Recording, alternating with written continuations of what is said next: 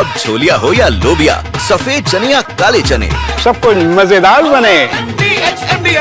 नेपाल में सरकार विरोधी जेनजी क्रांति ने देश को हिंसा और राजनीतिक अस्थिरता की आग में ढकेल दिया। आप देखिए कैसे प्रदर्शनकारियों ने नेपाल के सुप्रीम कोर्ट को आग के हवाले किया। तो नेपाल की जनता, खासतौर पर जो नेपाल का युवा है, जेनजी है, उसके अंदर भारी आक्रोश, भारी गुस्सा नजर आया। और वो गुस्सा इस कदर निकला कि अगर हम एक दिन पहले की बात करें तब तो हालात थे सिर्फ प्रदर्शनकारी नारेबाजों तक, लेकिन कल जो हुआ वो नेपाल की सत्ता ने, नेपाल के शासन ने सोचा भी नहीं था।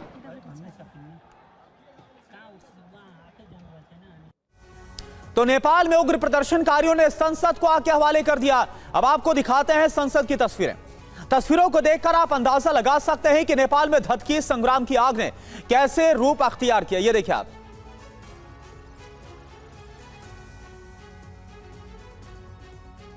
और ये देखिए तस्वीरें हम आपको दिखा रहे हैं आज सुबह की तस्वीरें। हालांकि सेना ने सब कुछ अपने कंट्रोल में ले लिया है, लेकिन इसके बावजूद हालात क्या, एक सन्नाटा पसरा है, लेकिन हर तरफ आग और धुआं आपको नजर आ रहा है। ये काठमांडू की ताजा तस्वीरें हैं, हर तरफ तोड़फोड़ है, गाड़ियों में आग लगी हुई है, गाड़ियां जलकर खाक हो गई हैं, कई इमारतें तहस नहस हो गई हैं, कई इमारतों से धुआं उठता हुआ नजर आ रहा है। ये ताजा तस्वीरें आपके सामने नेपाल की।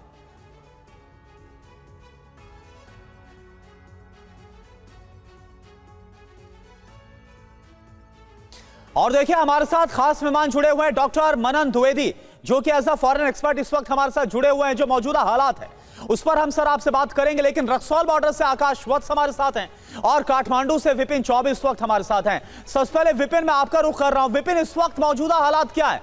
सेना ने कंट्रोल जरूर अपने हाथों में ले लिया है। उंगली हटाओ। विपिन,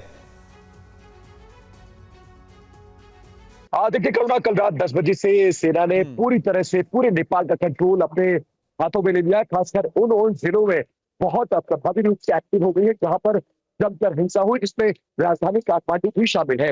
आज सुबह 8 बजे से कर्फ्यू लागू है। मीडिया कर्मियों को भी बाहर निकलने की इजाजत नहीं है।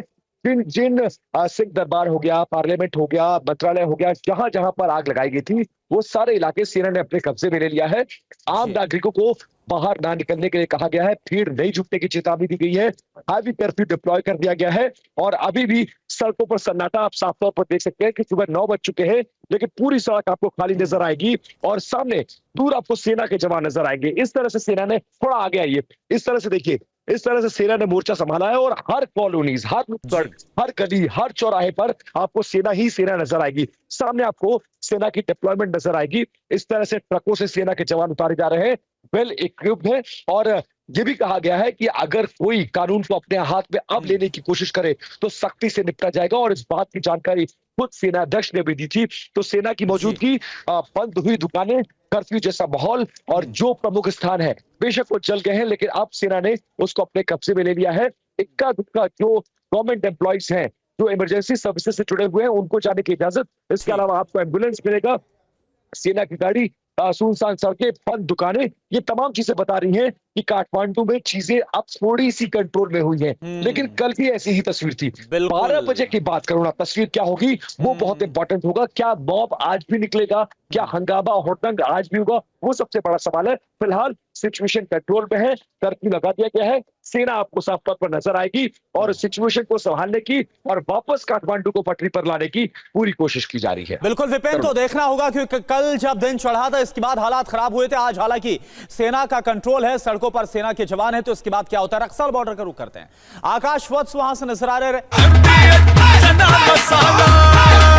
अब छोलिया हो या लोबिया, सफेद चने या काले चने, सब कुछ मजेदार बने।